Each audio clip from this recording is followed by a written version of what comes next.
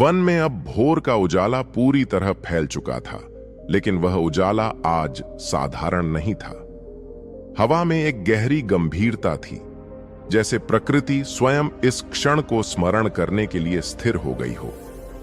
चिड़ियों की चहचहाहट भी धीमी थी, मानो वे भी कोई पवित्र अनुष्ठान देख रही हों। बुद्ध की देह अब और भी हल्की प्रतीत हो रही थी, जैसे किसी क्षण वह हवा में विलीन हो जाएगी। उनकी सांसें धीमी थीं, परंतु उनमें एक अजीब सी लय थी, मानो वे हर श्वास के साथ जीवन का कोई अनदेखा संगीत बजा रहे हों। शिष्य उनके चारों ओर बैठे, स्थिर और मौन, अपनी आंखों से गुरु के प्रत्येक भाव को पी रहे थे।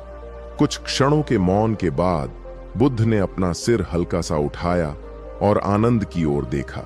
उनकी आंखें अब भी उतनी ही गहरी थीं, जैसे अनंत जल में झांक रहे हों। स्वर धीमा था, लेकिन उसमें एक आदेश की स्पष्टता थी।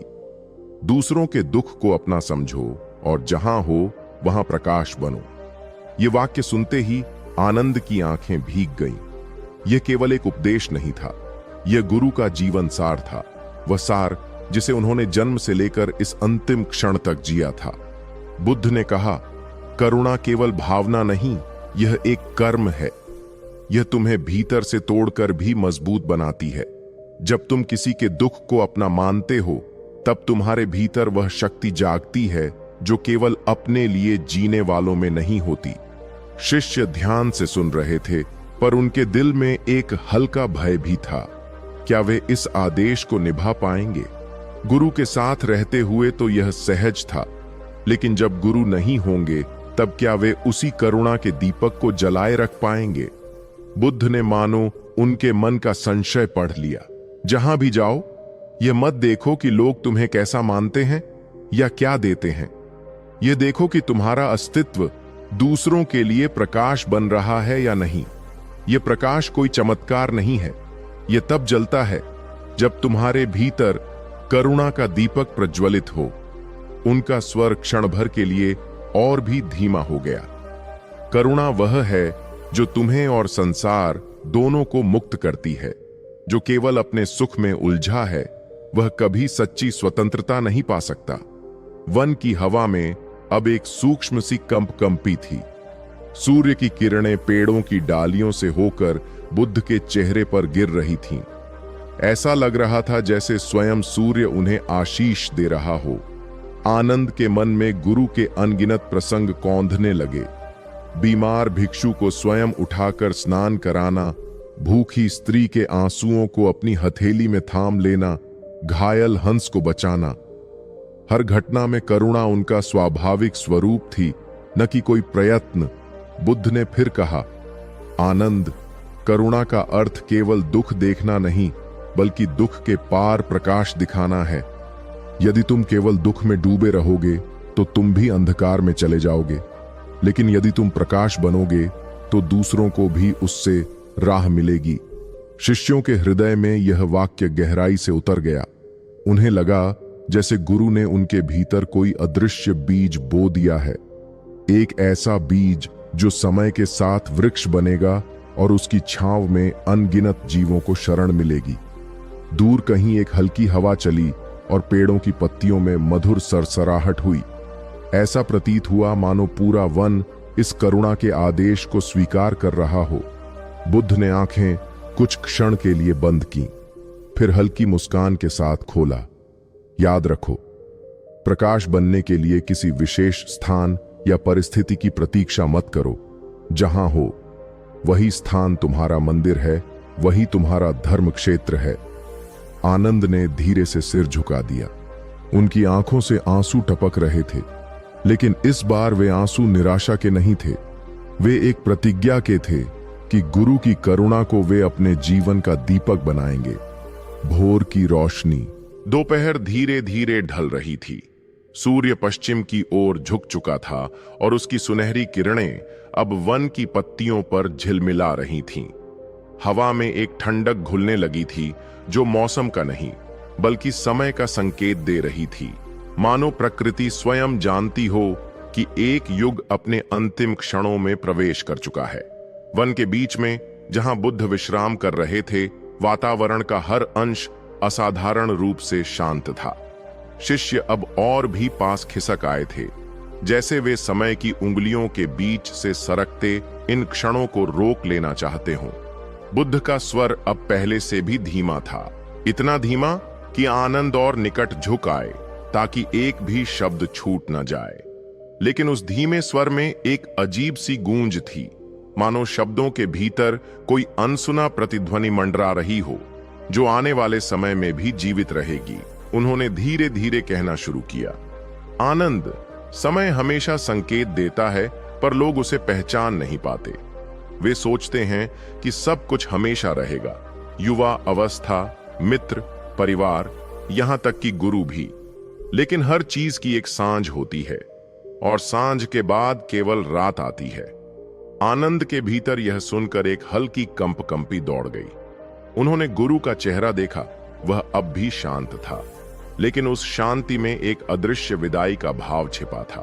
बुद्ध ने आगे कहा, सूर्य का अस्त होना अंत नहीं है आनंद, यह केवल संकेत है कि अब दूसरी यात्रा शुरू होगी। जो इसे अंत मानता है वह अंधकार से डरता है, जो इसे संकेत मानता है वह अंधकार में भी प्रकाश खोज लेता है। वन में एक हल्की हवा चली, पत्तियां सरसराईं, और उस सरसराहट में जैसे एक अदृश्य संवाद हुआ, धरती, आकाश और इस क्षण के बीच। शिष्य मौन बैठे थे, पर उनके भीतर का मौन अब और भी गहरा हो चुका था। बुद्ध का चेहरा हल्की धूप और छाया के मेल में था, जैसे समय स्वयं उस पर अपनी मुहर लगा रहा हो। आनंद, उन्होंने कहा, जब तुम देखो कि समय संकेत दे रहा है तो डरना मत। संकेत केवल उन्हें दिखता है जो सजग हैं। असावधान लोग उसे चूक जाते हैं और फिर कहते हैं, यह तो अचानक हो गया। आनंद ने अपने भीतर की बेचैनी को दबाने की कोशिश की। वे जानते थे कि गुरु जो कह रहे हैं वह केवल आज के लिए नहीं, बल्कि आने वाले हर क्षण के लिए है। बुद्ध ने एक लंबा धीमा श्वास लिया, फिर बोले, मेरे शब्द अब कम हो रहे हैं, पर हर शब्द में वह बीज है जो यदि तुम सींचोगे तो सदियों तक फल देगा। समय का संकेत यही है, शब्द समाप्त होंगे पर सार जीवित रहेगा। दूर क्षितिज पर सूर्य अब आधा डूब चुका था। उसकी अंतिम किरणें वन के भीतर एक स्वर्णिम परत सी बिछा रही थीं। यह दृश्य इतना अद्भुत था कि शिष्यों ने महसूस किया मानो स्वयं प्रकृति भी इस क्षण को अमर बना रही हो। आनंद ने चुपचाप आकाश की ओर देखा। उन्हें लगा कि यह सूर्यास्त केवल एक दिन का अंत नहीं, बल्कि एक महान यात्रा का संकेत है। बुद्ध ने अपनी आंखें क्षण भर के लिए बंद की, फिर उन्हें खोलकर सभी शिष्यों की ओर देखा। याद रखो, उन्होंने कहा, जब समय संकेत दे तो जागृत हो जाओ।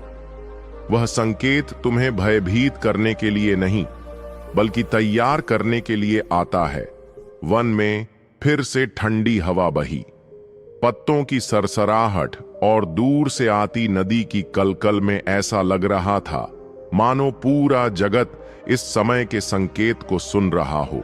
सूर्य की अंतिम किरणें अब क्षितिज के पार चली गई थीं।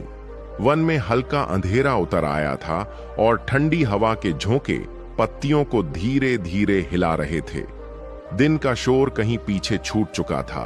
अब केवल एक निस्तब्धता थी जिसमें हर आवाज दबकर खो जाती थी। बुद्ध ने गहरी सांस ली और फिर जैसे सारी सांसारिक ध्वनियों से संबंध तोड़ लिया। उनके होठों पर कोई शब्द नहीं थे, लेकिन आंखों में एक ऐसी असीम शांति थी जो शब्दों से कहीं अधिक स्पष्ट और शक्तिशाली थी। आनंद और अन्य शिष्य स्थिर बैठे थे। वे समझ रहे थे कि गुरु अब किसी और उपदेश के लिए नहीं बोलेंगे। जो कहा जाना था वह कह दिया गया है। जो समझना था अब उन्हें स्वयं अपने भीतर जाकर समझना होगा। यह मौन साधारण मौन नहीं था। इसमें कोई रिक्तता नहीं थी, बल्कि एक अदृश्य पूर्णता थी।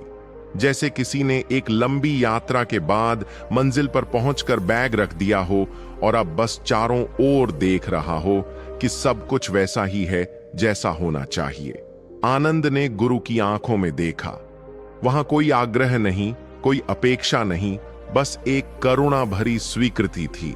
मानो कह रही हो, अब यह मार्ग तुम्हारा है। वन में अब रात के पहले पक्षी बोलने लगे थे। दूर किसी पेड़ पर उल्लू ने अपनी धीमी सी पुकार दी और पास की झाड़ियों में कोई छोटा जीव सरसराया। लेकिन यह सब उस मौन को तोड़ नहीं पाया, बल्कि और गहरा कर गया। बुद्ध के होठों पर हल्की सी मुस्कान थी।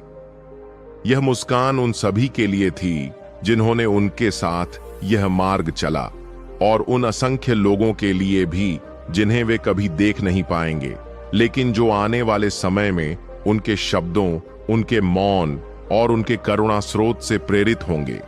शिष्यों ने देखा कि मौन में भी उपदेश हो सकता है, बल्कि वह उपदेश जो किसी भी शब्द से अधिक गहरा और टिकाऊ हो। शब्द समय के साथ मिट सकते हैं, बदल सकते हैं, लेकिन मौन का अनुभव भीतर अंकित हो जाता है और जीवन भर मार्गदर्शन करता है। आनंद के मन में यह भाव आया कि गुरु का मौन उन्हें एक दर्पण दे रहा है, जिसमें वे स्वयं को, अपनी यात्रा को और अपने भीतर के प्रकाश को साफ साफ देख सकते हैं। यह मौन उन्हें बाहर के शोर से नहीं, बल्कि भीतर की स्पष्टता से जोड़ रहा था। धीरे धीरे शिष्य भी इस मौन में विलीन होने लगे। किसी ने गुरु को छूने की कोशिश नहीं की, किसी ने कोई प्रश्न नहीं पूछा, क्योंकि वे जानते थे अब कोई उत्तर नहीं आएगा, केवल वह शांति जो सभी प्रश्नों को अनावश्यक बना देती है। रात का अंधेरा अब गहरा हो चुका था। आकाश में तारे जगमगाने लगे थे और उनका प्रतिबिंब पास के जलाशय में हल्की हल्की लहरों पर कांप रहा था। यह दृश्य मानो मौन का ही विस्तार था, अनंत, स्थिर और अपने आप में पूर्ण। आनंद ने अपनी आंखें बंद कीं। उन्हें लगा गुरु का अंतिम उपदेश किसी शब्द में नहीं, बल्कि इस असीम मौन में है। एक ऐसा मौन जो कहता है सत्य वही है जहां शोर समाप्त होता है। रात का आकाश मानो हीरों से जड़ा हुआ था। ठंडी हवा के झोंके पत्तों को हिला रहे थे और चांदनी कुशीनगर के उस शांत वन को एक स्वर्गिक आभा में डुबो रही थी। शिष्य स्थिर बैठे थे, उनकी आंखों में आंसू थे, लेकिन यह आंसू केवल शोक के नहीं, बल्कि कृतज्ञता के थे। गुरु के शरीर की सांसें अब बेहद धीमी हो चुकी थीं, पर उनकी उपस्थिति इतनी गहन थी कि हर शिष्य उसे अपने भीतर महसूस कर रहा था। उन्हें लग रहा था जैसे यह मौन भी वाणी है, एक ऐसी वाणी जो मृत्यु को पार कर अमर हो गई है। आनंद के भीतर स्मृतियों की लहरें उठने लगीं। वह दिन जब उन्होंने पहली बार गुरु को देखा था, वे अनगिनत यात्राएं, वे उपदेश जो खेतों, नगरों और वनों में गूंजे थे। हर शब्द अब उनके हृदय में एक दीपक की तरह जल रहा था। अपना दीपक स्वयं बनो। यह वाक्य उनके कानों में वैसे ही गूंज रहा था जैसे अभी अभी कहा गया हो। आनंद समझ रहे थे कि गुरु की वाणी किसी एक समय की नहीं, बल्कि युगों की है। यह केवल शिष्यों के लिए नहीं, बल्कि उन सभी के लिए है जो आने वाले युगों में सत्य की खोज करेंगे। वन में गहरी शांति थी। रात की नीरवता में केवल सितारों की झिलमिल और पास के जल की मंद ध्वनि थी, और इसी निस्तब्धता में गुरु की अंतिम सांस ने संसार को विदा कह दी। बिना किसी भय, बिना किसी पछतावे, केवल शांति और करुणा छोड़कर शिष्य मौन खड़े रहे। उन्होंने कोई विलाप नहीं किया, क्योंकि वे जानते थे कि यह अंत नहीं, एक आरंभ है। गुरु का शरीर भले ही धरती को लौट गया हो, पर उनकी वाणी, उनका मार्ग और उनकी करुणा अब उनके हृदयों में जीवित थी, और वहां से यह युगों युगों तक फैलती जाएगी। आनंद ने आकाश की ओर देखा। तारे जैसे कह रहे थे, सत्य कभी नहीं मरता। और उस रात हर शिष्य ने अपने भीतर एक संकल्प लिया कि वे गुरु की उस अमर वाणी को अपने जीवन में उतारेंगे, और जहां जहां अंधेरा होगा वहां वहां प्रकाश बनकर पहुंचेंगे। गुरु चले गए थे, पर उनका दीपक अब अनगिनत हृदयों में जल चुका था।